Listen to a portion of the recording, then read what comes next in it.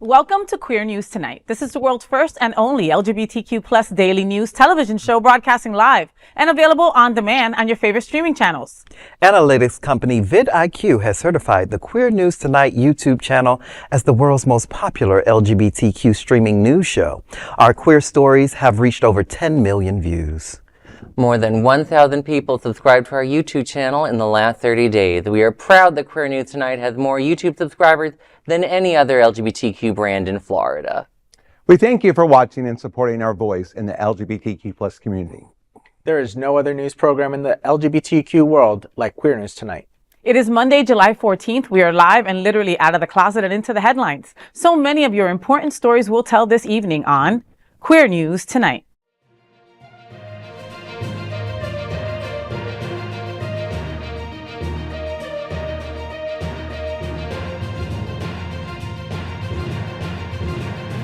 You're watching Queer News Tonight, the world's first daily LGBTQ evening news show. Welcome to the world's most important LGBTQ plus evening news show. Hotspots Magazine, Happening Out Television Network, is a nonprofit 501c3 media company in the same model as PBS and NPR, but designed for the LGBTQ plus community. Our nonprofit mission is to support the 11 pillars of our LGBTQ community. We want to inform and educate on the key issues of lesbian, trans, Latino, Black, healthcare, seniors, students, faith, social justice, business, and queer culture. Help us support our diverse community. We are part of one of the largest LGBTQ nonprofit media companies in America, Hotspots Magazine, Happening Out Television Network. In 2025, our magazine is celebrating 40 years of the LGBTQ experience, and Queer News Tonight is celebrating our 5th anniversary with more than 10,000 LGBTQ television stories. We present Pride Fete in August, and we declare that love is in the air with Pride Fort Lauderdale on Valentine's Day, February 14th, 2026. Our magazine, events, television news, talk, and entertainment shows support our mission to educate the LGBTQ and broader community. In 2025, more than 100 community leaders will sit at this table and share their voice as our anchors. Together, we host this show to support the LGBTQ plus community. Let's meet this evening's anchors at Queer News Tonight. Let's welcome back to the table anchor Jamaal Starks. Jamaal is the president of Impulse Group Miami and walks as sex siren in the ballroom scene with the House of Gorgeous Gucci. He is a board member of the Legacy Builders Consultant Group and is a certified yoga instructor at the Miami Life Center in Wynwood. Jay, so Wilton Theater is going to host their 10-year anniversary gala on August 2nd. Tell me what's happening out. Well, Wilton Theater will celebrate its 10-year anniversary with a special gala fundraiser on Saturday, August 2nd from 8:30 p.m. to 11:30 p.m. at its home venue. This milestone event will bring together performers, students, alumni, and supporters for the night of comedy, community, and celebration. Guests will be welcomed with a red carpet reception and photo booth, followed by cocktails, and hors d'oeuvres. At 9:45 p.m., the evening will feature keynote sketches and musical parodies before ending with a lively dance party at 10:30 p.m. Unlike its usual comedy shows, this gala will serve as both a fundraiser and a tribute to a decade of laughter. Admission is open to ages 18 and up, and tickets are donation-based, allowing guests to contribute any amount they would like. All proceeds will support the Wilton Theater's mission to keep performances and classes accessible to all. Semi-formal attire is encouraged, and more details can be attained on wiltontheater.com. Well, I'm so happy for them. Impulse Group, we have hosted plenty of events there. We also are a proud supporter of the Wilton Theater, along with my VP party, Carlos. Shout out, Carlos. Yes. Yes. And Doll Link Up, which is a drag performance that they do with the RuPaul review. So yeah, I'm happy for this celebration. Well, and congratulations to the Wilton Theater. Being around for 10 years is just like you don't see that anymore, right? Especially in Miami. So the Wilton Theater is in the Little Haiti area, and it's just such a wonderful theater. And what I love most about them is that they help new comedians. People go there to take classes, sketch classes, improv classes, comedy classes, and you see some amazing things happen when people are like supported in the craft that they just love to do, right? But aside from that, they also do shows like this. So what a great opportunity for you to go laugh, because we gotta laugh. Right? We got to laugh at ourselves, and we can only make fun of ourselves. You understand? Like only gay people can make fun of gay people, right? You're not allowed to make fun of us otherwise. Right. And the Wilton Theater does it so exquisitely. So what a wonderful way, and a gala that you can pay what you can pay. Exactly. That's wonderful. That was so nice and progressive of them to do, because we have lots of wonderful galas. Some of them I understand why they're 500, but it's nice to have something where you can afford to go. If you can't afford the exact amount, pay what you can. I think that's wonderful of them. Yeah.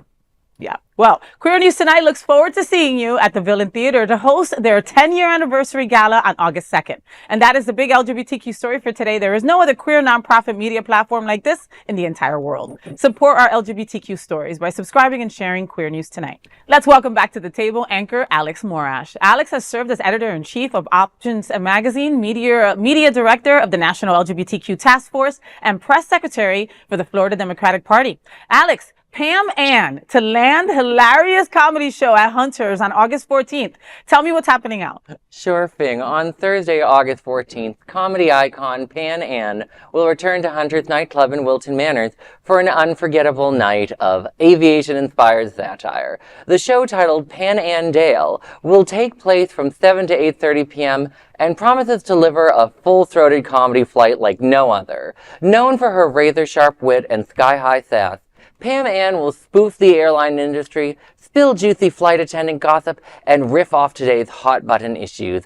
With a trolley full of outrageous humor and politically incorrect punchlines, she'll take audiences on a turbulent ride that only she can captain.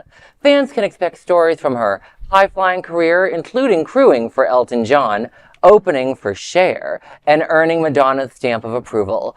Tickets are available on panann.com. Fasten your seatbelts. Pan Ann is cleared for takeoff. I've heard of this queen a few times, and I will first admit that just saying that and not saying Pam Am takes so much work. But she's great. I think it's wonderful that Hooters is doing this. Hooters has been doing so much lately, and I really try to remind people, Hooters is one of those things that really makes Wilton Manors what it is. We can't think of Wilton Manors without places like Hooters. And Pan event sounds weird. I like that it's before 11 o'clock at night for once. I get to go for my bedtime, Listen, I love Hooters for exactly doing that, right? I call them our elevated community club because we really have galas there, fundraising there, we have book signings there, we have proms there, we have everything there, which is wonderful. So thank you to Mark Hunter and Diego over there for doing everything that they do. I really think that they sleep upstairs. I really do. All right.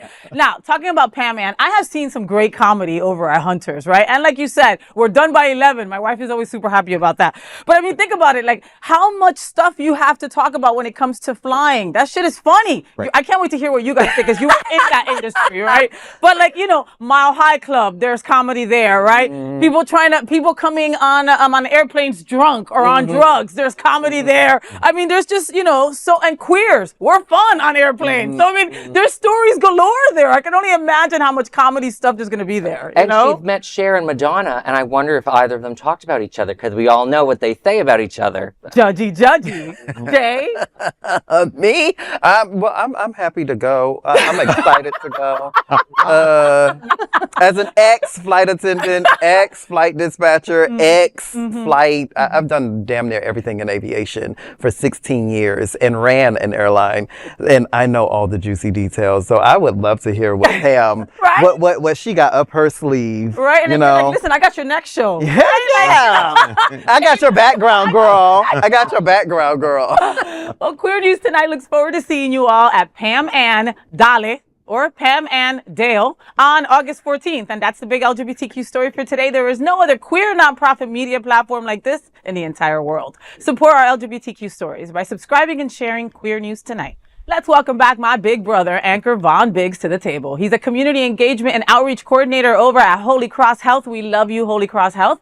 A vice chair of the Ryan White Part A Planning Council and a board member of the Trans Ed and Harmony Waves. Two outstanding organizations. So Von, Holy Cross Health is going to host the LGBTQ plus trauma care webinar on July 30th. Tell me what's happening out. That's right, Faye. On Wednesday, July 30th, from 12 p.m. to 2 p.m., Holy Cross Health, Community Health and Wellbeing Department in Fort Lauderdale, Florida, will host a powerful online webinar focused on trauma-informed care for LGBTQ plus patients.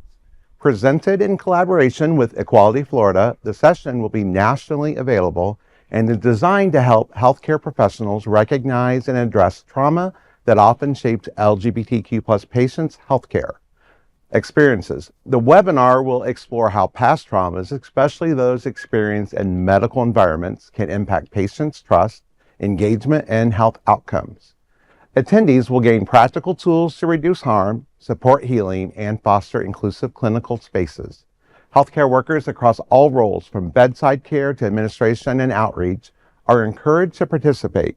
Eligible attendees may earn 2 IPCE continuing education hours. This vital event will provide the skills and insight needed to help rebuild trust and offer truly patient-centered care for LGBTQ plus communities. More information is available on holycross.com. You know, I love the idea with partnering with Equality Florida. I know we had worked with them to figure this out, but what I really appreciate is Trinity, which is the Trinity Healthcare, who is over Holy Cross. They're doing this nationally. This is across all their hospitals are offering it. So where it's offered to anybody who wants to participate that is forward-facing basically to an LGBTQ plus patient, because there is so much information with trauma-informed care that's not being used effectively today. And if the healthcare professionals can get in front of those and understand that need, it's going to help them with their health care at the end of the day. Right. Well, when you were reading the story, I was thinking, okay, trauma-informed care, right? Like, you know, we're all gay at this table. We all have trauma, right? Like, again, but then you went on to read about in healthcare, and then that really triggered something for me because, you know, again, I very well aware I passed, but like I always try to be as upfront with my healthcare providers as possible, right? And a lot of my brothers and sisters and days and dems are afraid to because they deal with healthcare providers that don't know about our community, you know? I had a PCP for years that just wouldn't stop asking me if there was any way I could get pregnant. You know what I mean? I'm married to a woman. There's absolutely no way. Look at science. You know what I mean? And I would tell her each time, and she just didn't care, right? And so I had to change providers. And I know many people who just stay with a provider that they're unhappy with. When it comes to LGBTQ plus care, you shouldn't. And there are providers out there that say in their tagline, LGBTQ or I cater to LGBTQ, and you should be looking for those providers to give you care, you know? And this is just such a wonderful way for those providers that want to help us to get even more education with how to deal with us. Exactly.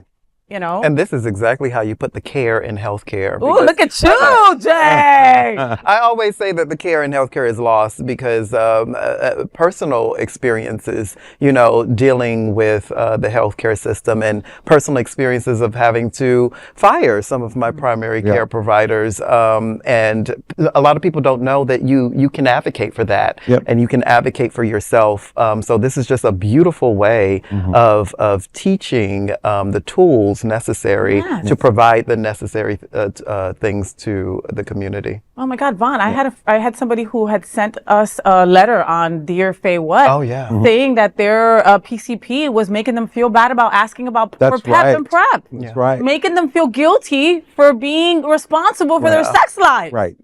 And that's that whole information and just being able to engage with patients without judgment, right? Because so many people, it's like if a woman would come in and say she's married, she goes, I want to go on PrEP. The question shouldn't be why or, you know, but you're married. No, it should be, okay, here's your prescription. Have a good day. Exactly. Keep it moving. Okay. Well, this is so important. So thank you so much to Holy Cross and everyone else. Jason? Yeah, this is interesting because I love that they're offering this because in the military, I wish they would offer this to our military doctors, especially in the VA network. There's so much institutionality within the VA network that they lose sight of the care and healthcare. I know for me, I've had to fire 2 of my PCMs because of the way the interrogation went when talking about my meds and prescriptions. And they just chose not to really listen. And if you're not going to listen to me, how am I going to know that my trauma is being taken care of by you or it's taken seriously? So thank you, Holy Cross. Thank you, Trinity Health. This is going to be great. I'm excited. Yeah. Well, Queer News Tonight looks forward to seeing you at the Trauma Informed Care for LGBTQ plus Patients webinar on July 30th. And that is the big LGBTQ story for today. There is no other queer nonprofit media platform like this in the entire world. Support our LGBTQ stories by subscribing and sharing Queer News Tonight. Let's welcome back to the table anchor Jason Nunez. Jason Nunez is the trailblazing leader, passionate entrepreneur, and fierce advocate for equality. He's the president and CEO of the Greater Fort Lauderdale LGBT Chamber of Commerce. And as a third-generation minority Air Force veteran, he has served at the Pentagon, White House, State Department, and Department of Labor. Jason, businesses to get TLGBQ plus inclusion training by TransSOCIAL on July 29th. Tell me what's happening out. Absolutely. On Tuesday, July 29th, from 6 p.m. to 8 p.m., the Greater Fort Lauderdale LGBT Chamber of Commerce will host a powerful TLGBQ plus cultural sensitivity training led by TransSOCIAL. Dinner and refreshments will begin at 5:30. The 2-hour session is designed to help businesses create affirming spaces for transgender, non-binary, and gender-diverse individuals. Participants will gain practical tools to improve team communication, inclusive policies, and customer experience. The training will also highlight the economic advantages of inclusion. South Florida's TLGBQ plus community, including one of the largest trans populations in the United States, drives over $1.5 billion in tourism annually. Businesses that prioritize inclusivity build trust, attract top talent, and boost profits. TransSOCIAL's insights will help attendees unlock funding, partnerships, and loyal customer bases. Space is limited. To RSVP or learn more, visit gogayfortlauderdale.com. Let's work together for a more inclusive South Florida. So I'm excited to partner with TransSOCIAL on this. Jess Osborne, Morgan, Ashley.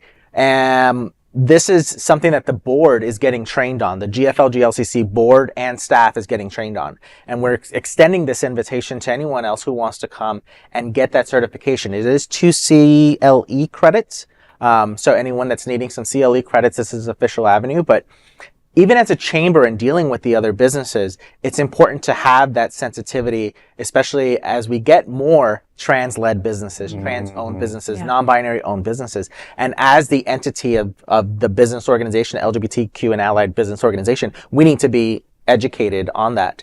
So this is what TransSOCIAL is doing, and everyone's invited with totally. And then dinner, it's at 5:30. It's a 2-hour training. We'll feed you, and it's definitely gonna be a great event. So, Jason, education is key, right? And education is power. And you would be so surprised how many in our community, how many of the G, how many of the other letters think they know about the T and really don't, right?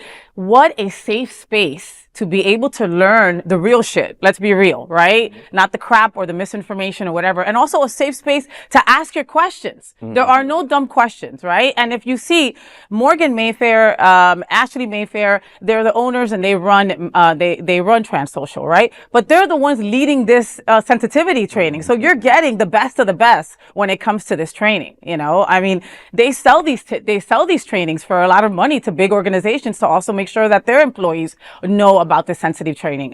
They've explored doing this for police officers. They did it at my church at Unity on the Bay for our people. Because again, we know about the trans community. No, you don't.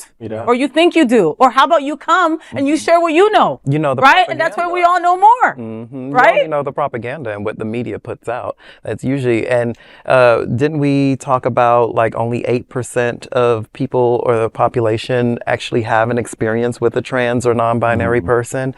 And I love how in that reading that that story you read about the event, you put in that $1.5 billion tourism that trans people attract. Because people forget, about our houses and the palaces and all the other things. Aquaplexes. And everything that that is trans-led and actually attracts tourism. And so that is, and in a capitalistic world that we do live in, especially a capitalistic America, money talks. So when you start putting that inside businesses' ears, they start to perk up and start to lean in a little bit further. Right? All of a sudden they want to learn about trans rights. Let me learn a little bit more. Let me learn a little something. You think about the HRC and people that want to apply, even cities who want to apply for HCI certification. inclusion training is required of like your entire organization to be able to receive acknowledgement to get the scores that you're going to get from that from the HRC. So it's extremely important. I know we've done a lot of training ourselves, and I love what they're doing. The part that really bothers me the most, and it bothers me, it's not from their perspective, but when we look at way our government is today, that because of the letter T that's being publicized, the government, like bodies and things like that, or agencies, will not send this information out. They wouldn't send it out to the public. They wouldn't let it be public known because they're silenced when it comes to that. And that's so unfortunate. So it's our job to really get that out there. Get that word out. Yeah, we did, at the Chamber, we did specific handwritten letters to all of our corporate partners and all of our larger corporations, inviting them to at least send a rep to this training so that they can take it back and provide it to their organizations. Because all it takes is one person to advocate for it within your organization. Again, to your point of making it known, people don't know about it, or there's a back way to get in, and that's what the invitation is. So I'm hoping to see the room get filled. TransSOCIAL will put it on, and we'll educate and advocate for our community. Right. Well, Queer News Tonight looks forward to seeing you at the TLGBQ plus inclusion training by TransSOCIAL on July 29th. And that is the big LGBTQ story for today. There is no other queer nonprofit media platform like this in the entire world. Support our LGBTQ stories by subscribing and sharing Queer News Tonight. Let's welcome tonight's lead anchor, FayWhat! She's a legendary events host and a television and radio personality and host of the Hot Spots Happening Out's The FayWhat Show. And you can see me in bed with my sister there a few Mondays and Tuesdays. Faye, Plays of Wilton will be celebrating the win of the Best Theater Company on August 29th. What's going on? Yes, so on August 29th, Plays of Wilton, pow, will celebrate its recent win as Best Theater Company by Miami New Times with a free dessert. Pow! So it's a party at the Manor House in Richardson Park. Pow! The celebration will coincide with the opening night of Boys in the Band, a free production that continues the company's mission to make queer theater accessible to all. Theater lovers, donors, artists, and volunteers, everyone who made this recognition possible, will be honored. Plus, the ongoing productions at the Foundry begin July 17th with Torch Song, The Gay Marriage Plays, and one of your favorites, Truck Stop Sally. To fund these ambitious shows, estimated at $120,000, Plays of Wilton will rely on community support. Donations and registrations are encouraged at RonnieLarson.com. Congratulations to the Plays of Wilton for winning this prestigious award from Miami, no doubt. You know what I mean? From the Miami New Times. That's incredible. Miami New Times was one of my first jobs here in Miami. Oh my God, many moons ago. So it's so funny to hear that. But, nobody deserves this award more than Plays of Wilton and Ronnie Larson. What that man does, Right. And we all know about the funding cuts that especially the arts have had to deal with. I mean, horrible cuts, yet Ronnie's out there selling whatever he's got to sell to get that money to make sure that we have plays after plays after plays. That man will finish one and will be casting the next one like the next day. Right. It's nuts. And now we get to celebrate his win with dessert, baby. That's all I heard. That's all I heard was dessert. You better have enough dessert. That whole time, all I heard was dessert. Yum, yum, yum, yum, yum, yum, yum, yum. And I'm not really a sweet tooth person, but when I get to cheat, I do cheat. Yeah. It's wonderful to hear. And when I was at the Florida Empire, I always loved when the reporters from the Miami New Times called. They were my favorite. Were they? They were. They're the fun newspaper. They're the ones that were willing to ask the hard questions, do the good reporting, and this sort of reward have that extra weight, knowing that comes from one of the few really good outlets left in South Florida. Ouch. Ouch. Ouch. Queer News Tonight looks forward to seeing you at the Plays of Wilton celebratory party on August 29th. That is a big LGBTQ story for today. There is no other queer nonprofit media platform like this in the entire world. Support our LGBTQ stories by subscribing and sharing Queer News Tonight. Now let's dive deep into this big LGBTQ story for today. I'm FayWhat, and let's queer up the USA view. Obergefell fears marriage equality may be erased under Trump. Jim Obergefell, the man whose name became synonymous with marriage equality in the United States, is sounding the alarm once again. In a powerful interview with Out magazine, Obergefell warned that The hard-won rights secured by the queer community are in jeopardy under President Donald Trump's current administration. He said, quote, "I always knew I'd be sharing my story for the rest of my life, but now it feels different. Now I tell my story not just with joy, but with fear. Fear that this story will be erased, our marriage will be erased, that our right to say I do will be erased," end quote. Obergefell led the landmark 2015 Supreme Court case, Obergefell versus Hodges, which legalized same-sex marriage across all 50 states. The case stemmed from his fight to be recognized as a surviving spouse of his late husband, John Arthur, after Ohio refused to list him on Arthur's death certificate. Now he warns that the legal protections once secured could be unraveled. He says, quote, "If we don't remind people where we've been, we are going to lose it," end quote.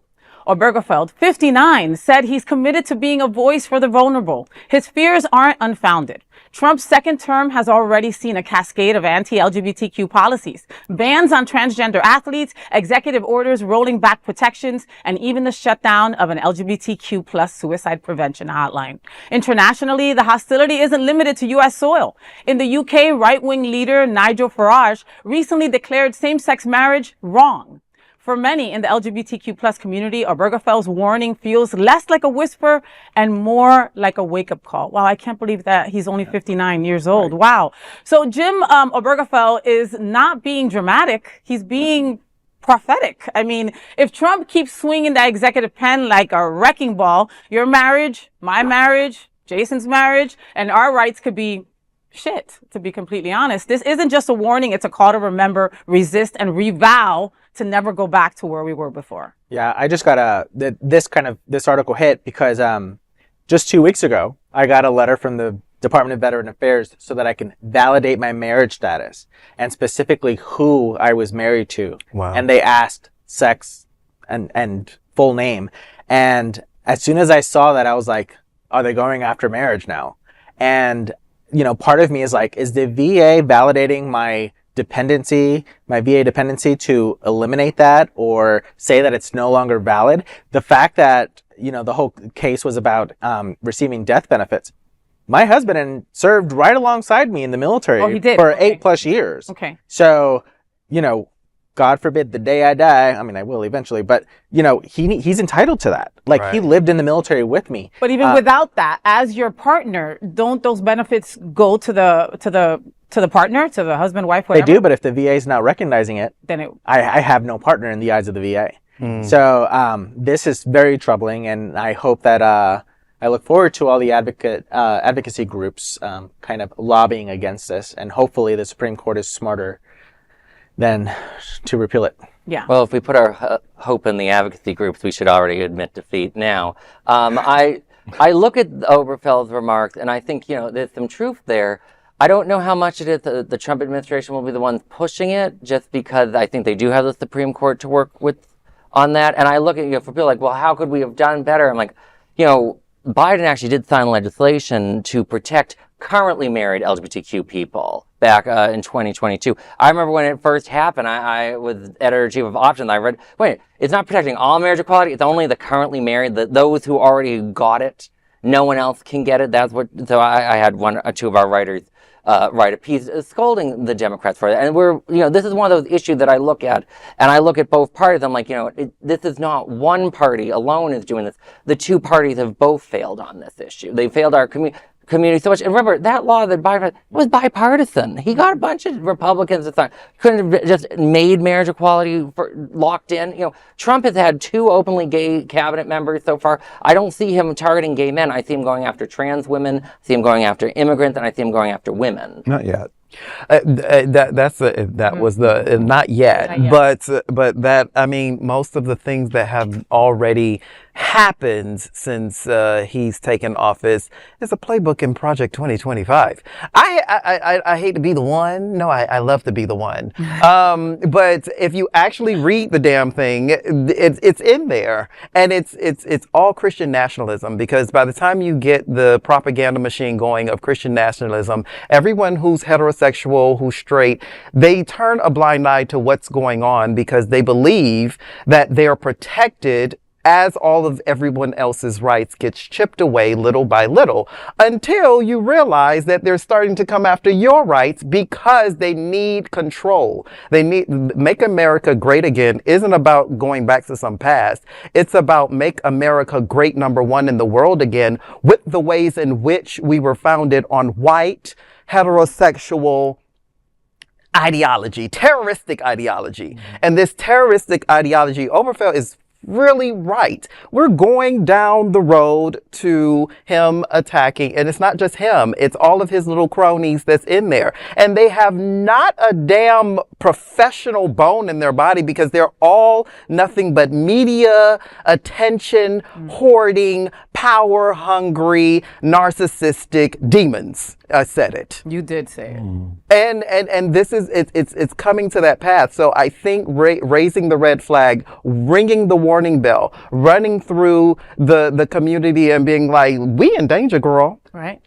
Is actually accurate. And taking it a step further from LGBTQ, women will be next, right? Yeah. I mean, we're thing of the already day, there. they couldn't We're vote. there. They weren't allowed, their place was in the kitchen, and yeah. I mean, I a can see it. hospital put a dead woman force a corpse to deliver a baby. I think we're already past. We're already that. past the women. Yeah. Voting rights are coming next for Black people in the ways in which socioeconomic disenfranchisement has landed a lot of them as felons or has vote. So you can't vote. Yeah. There's just so many things that we could talk about that I can go down the road in. It's just, and we're only 5 months in? Right. Five, 6, 7. Six? Doesn't matter. Yeah. 6. And look at where we are already. Yeah. So Obergefell, do your thing. Yeah. Do your thing. And I have to comment that, when Project 2025 came out and, Trump was like, hell no, I'm not going to do anything with that, right? Jamal was like, I don't trust you, white man. I'm going to go and read this shit, right? And mind you, it's like 300 pages, okay? 1,000. Of jargon. It's 1,000. Of jargon, I was like, okay, can we put it through ChatGPT and get a shorter version that I can read? You know what I mean? But Jamal was like, hell no. He sat there and was like, all right, what parts of this are really going to affect us? And that boy was scared. Junior researcher tried that for me with Project. Oh, did he? It was all wrong. It spat out all this pro-labor stuff, and I was like, "No, this is not a pro-labor document. What? You should not spend 2 seconds to just Google search the document." My goodness! Wow. Don't use ChatGPT. Don't use it. Well, that is the big LGBTQ story for today. There is no other queer nonprofit media platform like this in the entire world. Support our LGBTQ stories by subscribing and sharing Queer News Tonight. Now let's dive deep into this big LGBTQ story for today. I'm Jamaal Starks, and let's queer up the USA view.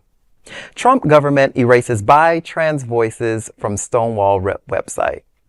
In what LGBTQ advocates are calling another targeted attack, the Trump administration seems to be further erasing queer history, this time by editing out bisexual people from the official website for Stonewall National Monument.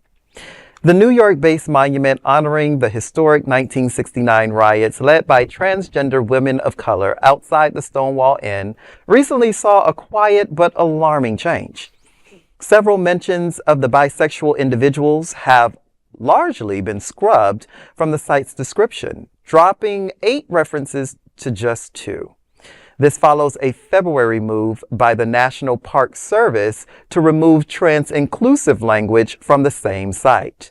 On July 10th, journalist Erin in the Morning posted that the entire LGBTQ+ acronym has been erased, with wording suggesting only lesbian and gay.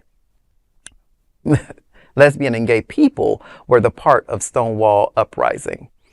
Archived versions of the website confirm the gradual deletions. Still, the education section includes images of legendary trans and bisexual activists like Marsha P. Johnson and Sylvia Rivera, central figures in the 1969 riots.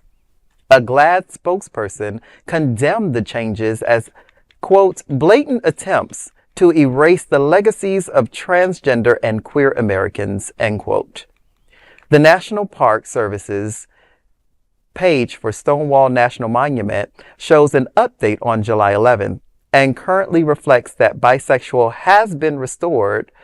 Quote, before the 1960s, almost everything about living authentically as a lesbian, a bisexual person, or a gay man was illegal, end quote.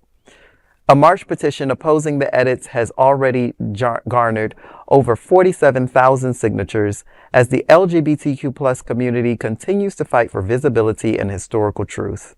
The changes come as part of a continued campaign by the U.S. government to erase vital queer resources from official websites, including pages on HIV prevention, statistics on homophobic and transphobic violence, and more. And here we go. Here we go. I just said this. And it starts quietly. Everything starts as a murmur until it becomes loud. And here, the murmur is language. All of this language has been fostered, has been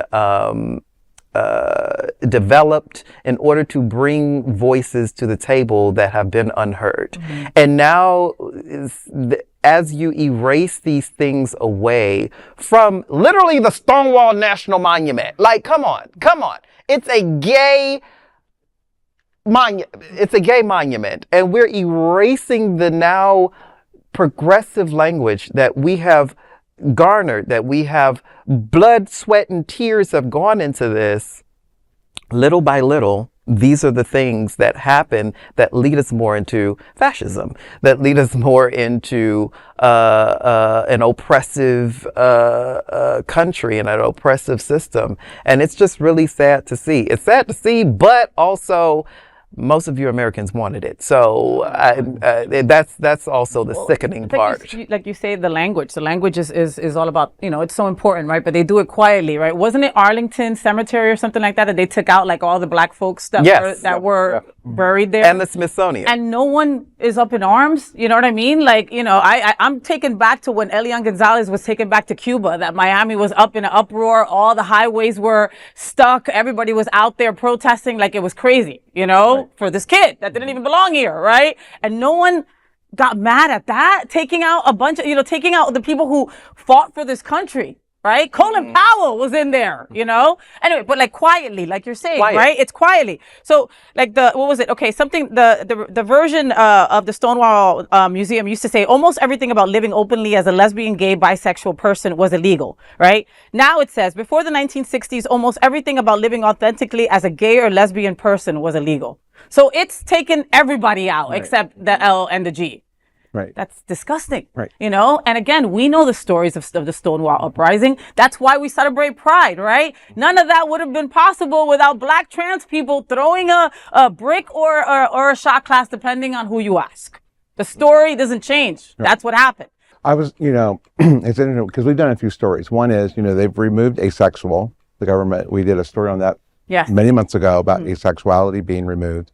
Obviously our transgender population, and now attacking bisexual. And we just did a story last week that over 55% of the LGBTQ population actually identifies bisexual.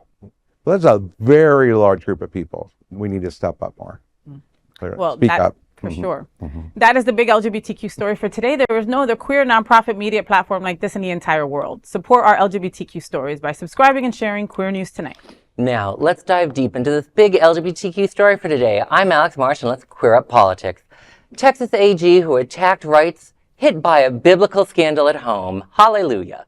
Texas Attorney General Ken Paxton, long known for his relentless attacks on the LGBT community, is now facing a very personal reckoning. Divorce on biblical grounds. His wife, Republican State Senator Angela Paxton, filed for divorce due to, quote, recent discoveries, end quote. The couple had been married for 38 years.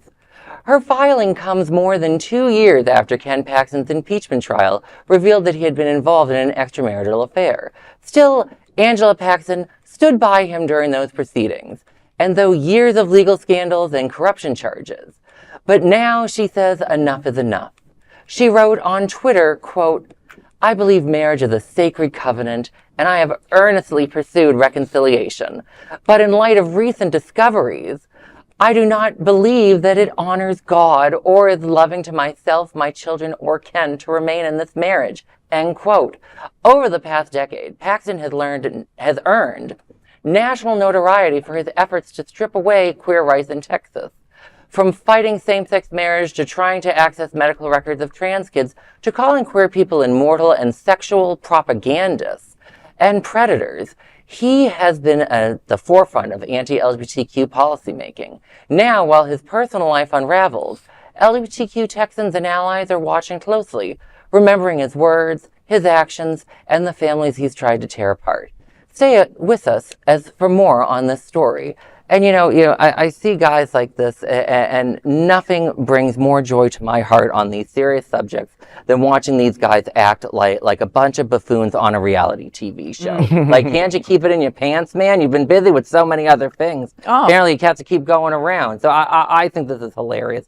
I have no idea what she means by biblical grounds. I hope it's spicy and tawdry, and it turns into a best-selling hit. Those people be freaky as hell. Okay, that those people that are like just so sexually like deprived are the most freaky people in the world, and we don't know what recent discoveries means, right? Because if he was cheating, then why wouldn't she just say he cheated? I found out that again, right? Recent discovery seems a little more. It seems more like he was with a man. It looked like a man. It might have looked like a man. In the past, we have seen many people that, because of self-loathing, decide to attack our community. And this really sounds like one of those cases. It is scientifically proven that the most homophobic people belong to the community. And I don't have too much empathy for her either, because you stayed with a man for 38 years that was attacking trans kids and trying to access trans kids' medical records, just like the governor here in Florida tried to do a few years ago, but couldn't do it and got shut down. So I don't have too much sympathy for her either. But whatever is happening in the marriage bedroom or the biblical things or whatever has come to pass, I hope it is the destruction of both of your marriages, and I hope it is the destruction of both of your careers. Sometimes karma does come and work in fantastic ways, Jason. What do you think about her? She's a senator herself. Yeah, who advocates it? Yeah, that's her representation. It's so interesting when they use the Bible, to target, and then when it comes around to she's a Republican state senator, so we know that she's been part of the Paxton and that governor's agenda. It's been a right-wing bizarro land agenda for them for years now. This guy is connected to a governor that when a right-winger attacked and murdered a left-winger, he got them off. He pardoned them. Wow. He's there.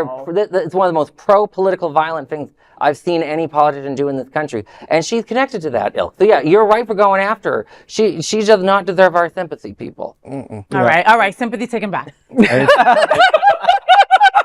And like that. When you talk about biblical proportions, there are specific things in the Bible that would allow for that to happen. But what I want to point out is, if she doesn't file it now, she may not be able to, because technically it should only be he is the one that could request a divorce. Oh, that is true. You are right. Wow. Did you see that the social media response to her has been all these right-wing zealots trying to tell them you can't divorce, that God won't allow it. And I just really enjoy watching them. Like not mentioning what they did wrong or anything like that, just basically saying that it goes against the Bible. Yeah.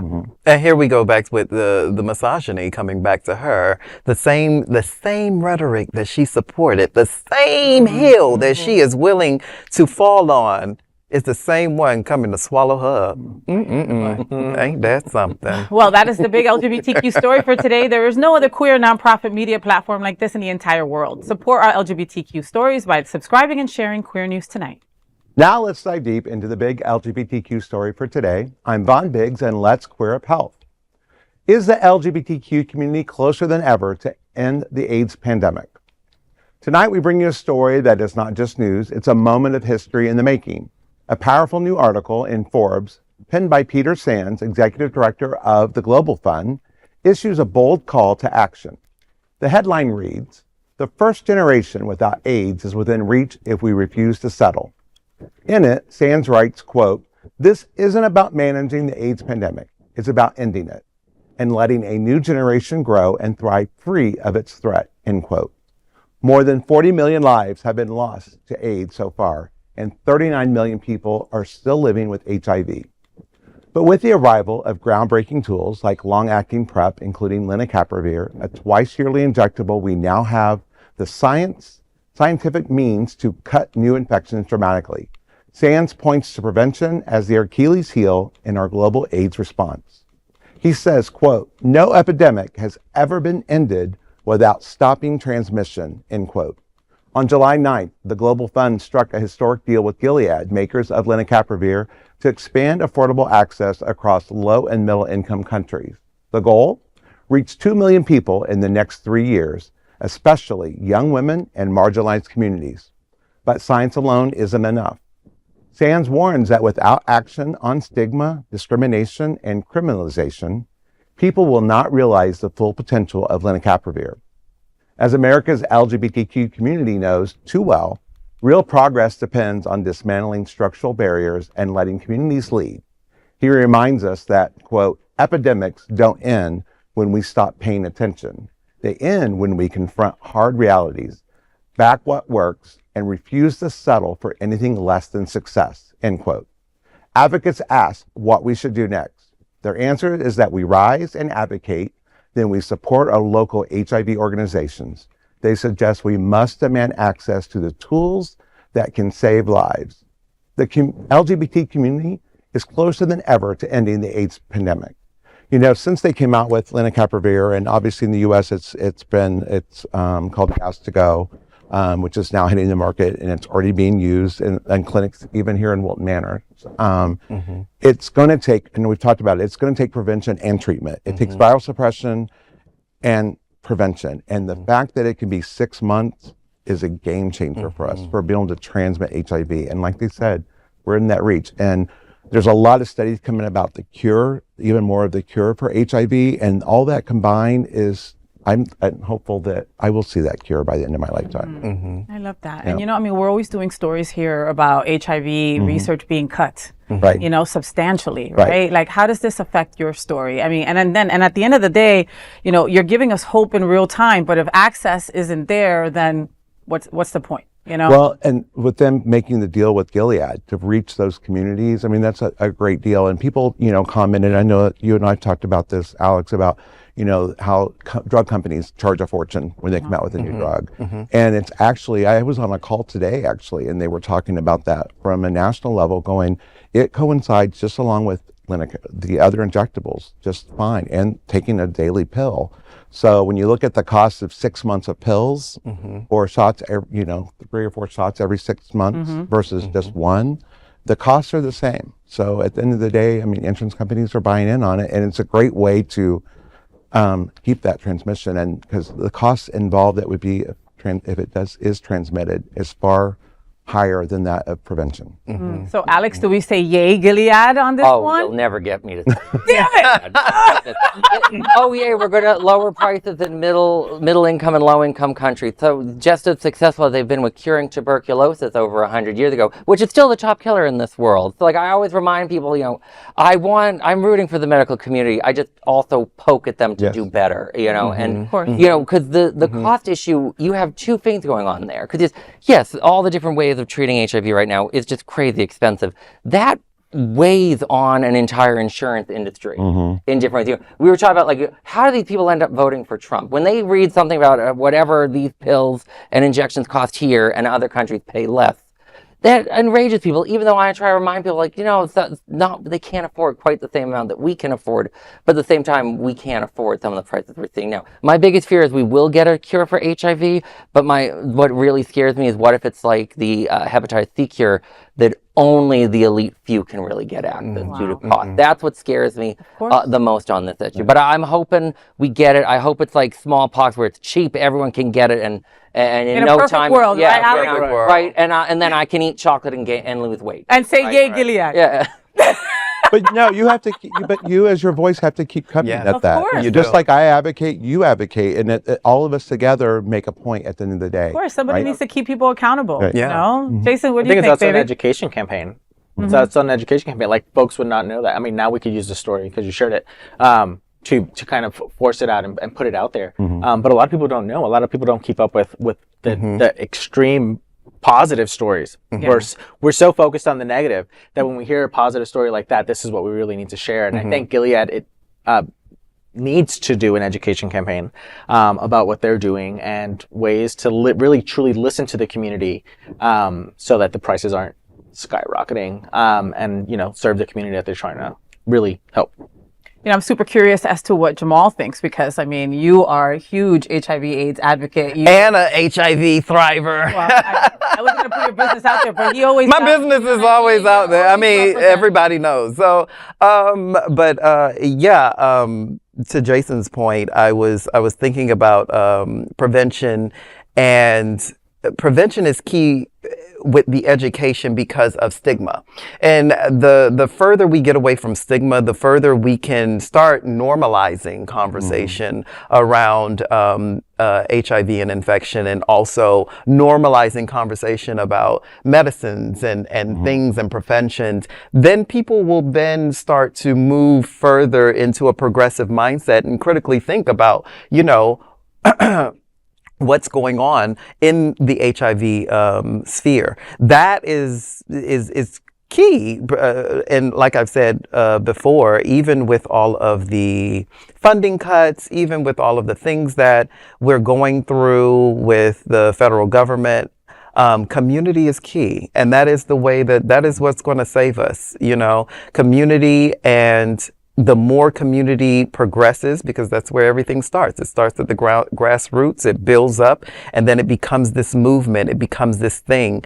The more community is educated, activated, and advocated, then we can get through this and we can end this epidemic or this pandemic. I think Miami has been #1 with new cases for years and years and years, and it usually is Black women who are the most cases, Education is key. I'm speaking to women out there that don't think that they need to take PEP or PrEP, or that they can, take such a thing, Right. Women need to get more educated, and women are in heterosexual relationships and they don't understand that their man is on the down low, and it's nothing that they did wrong, but they should protect themselves and know the options as well. It's a good point you bring up, because few people realize, there are far less HIV deaths now than there used to be. When you look at all the HIV deaths in America, about half of them have been Black.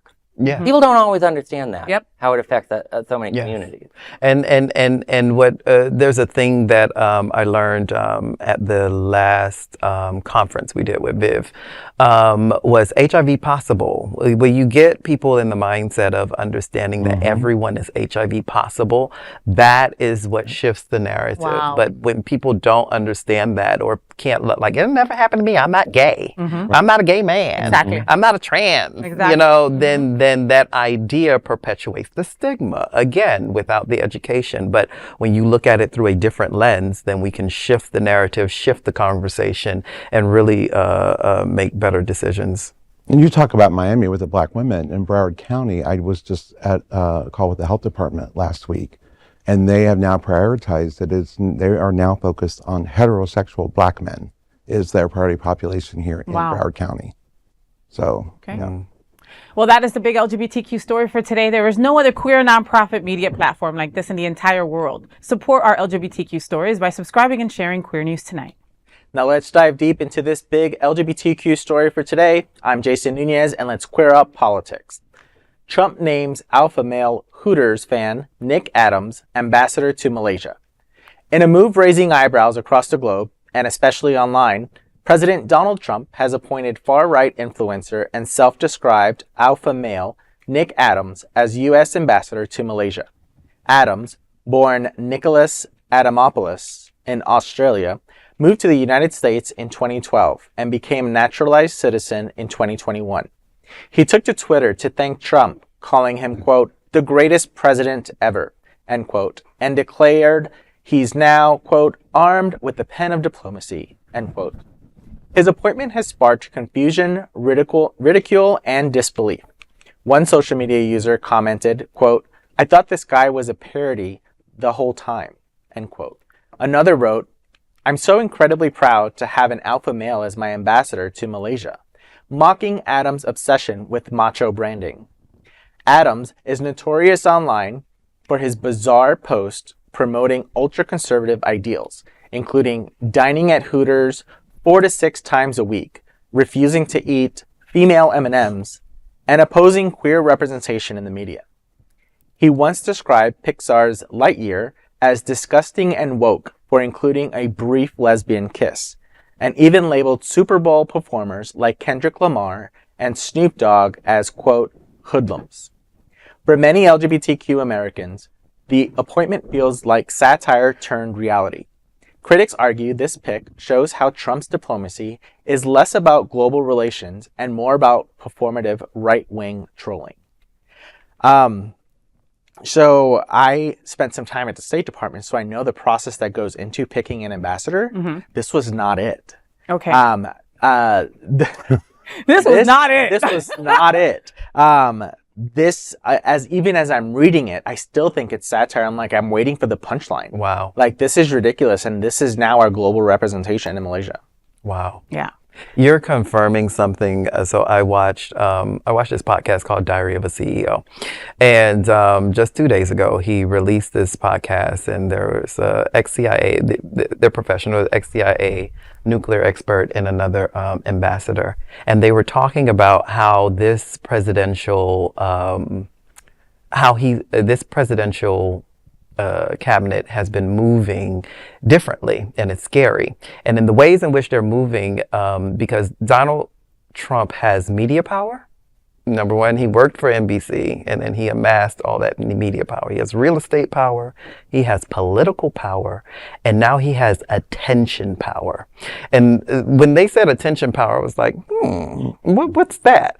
And they were like, well, he's placing, number one, he has even when he wasn't president, he had the attention of the public. He was in the headlines all the time.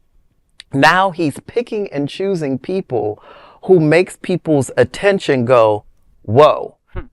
And it takes your eyes off of the plot, the narrative, what they're actually doing. And also it creates an insulation of a silo for him. So the president is usually siloed, but he usually has professionals around him feeding up actual intelligent information that helps him to make good decisions. But this cabinet, this executive board, and all the people that he's putting around him, number one, they have no intelligence. Number two, they're only there for his narcissistic benefit and for the playbook. For whatever plot they're going for, whether it's Project 2025 or whatever plot it is, they feed that plot, which creates more of a dictatorship or a fascist government. And the way they're going about it, it feels surreal. It feels unreal. This is literally what they said off of the podcast. And you're sitting here confirming and affirming everything that they were talking about, which is scary to me because I was looking at them, I was like, I don't know, yeah, maybe, okay. I'm a little, but now that you're like, what goes into the process, and you're like, this ain't it. This is not it. But didn't he just appoint like a 22-year-old influencer with like a cowboy hat the other day to do something else? I mean, so this is just what Trump is doing. You know what I mean? Like, right? I'm sorry. Yeah. No, sorry. But even with the more traditional State Department process, presidents have been picking their friends and donors for ambassadorship for more than a few weeks. I remember I used to work for David Brock at Media Matters, and I remember Hillary Clinton's election night because he thought he was getting an ambassadorship, so we had a whole big party. He did not have a good morning the next day, but Senator or Ambassador Kennedy of Japan, what were her qualifications? She was a good donor. She was a good bundler. This man is a difference. I don't think we've seen quite an extreme pick like this. I know Malaysia, member of the parliament are already attacking this man, partially because it's a majority Muslim country and he is very anti-Palestinian, and they are going after him for that because clearly they didn't take 2 minutes to say, oh, hey, who can we put in a country that's not going to cause an issue? Because not only you're going to try and find a donor that isn't going to upset people if you're going to put them, but a lot of countries that have more technical issues, you do try to do the career service ambassadors. I've met many of the career service ambassadors, and you are so much nicer and kinder than any State Department staffer I know in DC. But they are the much more better process. I wish we as a society would go more in that direction, because when you allow presidents to pick their buddies, this is where it eventually leads. Yeah. There's a gay Nick Adams, and I wish we were talking about him. Right. He's much better Can we show to his look picture? at. Also. Didn't Vaughn you know what I mean? meet him? Didn't you meet him? He's cute too, Yes, he right? is. This whole alpha male thing, just freaks me the hell out, okay? As a woman, I've had to deal with toxic masculinity my whole life, right? And this gives toxic masculinity a passport, basically. Right. You're giving him the reins to do what he wants to do. And it's scary, all right? I can't believe I'm going to say this, but I'm almost happy that Hooters is bankrupt. I said that. And for the record, Faye, if you had M&Ms, I would eat some of your M&Ms. Oh, thank Yeah. you. And you know, he, the Guardian had reported on him that he was the youngest deputy mayor Oh, in Australia, but his biggest complaint was pigeons and dog poo. That Was what he dealt with. everything. Oh. And I'm wow. like, and now you're an alpha male. And he how's eats at that going to work in Hooters. Malaysia? I 4 don't times know. yeah. Yeah. Yeah. well, we'll be watching this for you. And that is the big LGBTQ story for today. There is no other queer nonprofit media platform like this in the entire world. Support our LGBTQ stories by subscribing and sharing Queer News Tonight.